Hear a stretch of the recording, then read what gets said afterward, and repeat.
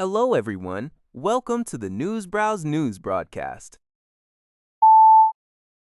According to Global News, oil prices saw an increase in early trading Sunday as a tense standoff between Iran and the United States in the Strait of Hormuz disrupted tanker traffic through the vital waterway.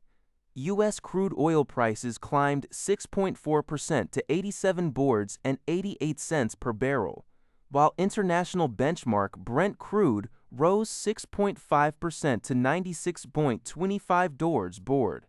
This development follows a period of volatile expectations regarding the strait's accessibility.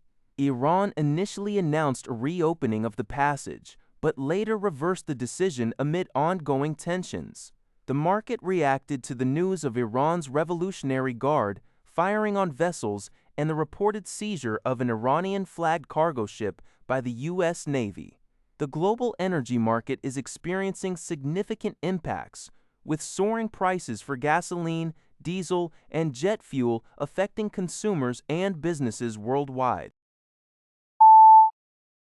President Donald Trump stated that U.S. forces seized an Iranian-flagged cargo ship, the Tuka, after it failed to heed warnings and attempted to bypass a naval blockade near the Strait of Hormuz. According to Trump's social media post, a U.S. Navy destroyer issued a warning, but the ship did not stop, leading to the U.S. Navy disabling its engine room and U.S. Marines taking custody of the vessel.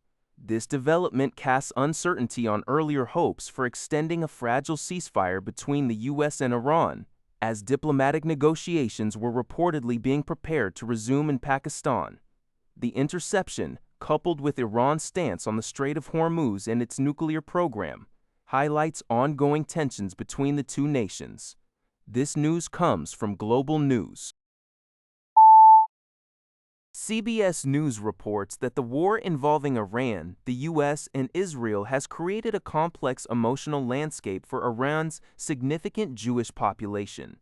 While many express deep patriotism for their birthplace, Tehran's Jewish residents also voice anger and anxiety, particularly concerning the intertwining of government anti-Israel rhetoric with anti-Semitic sentiments.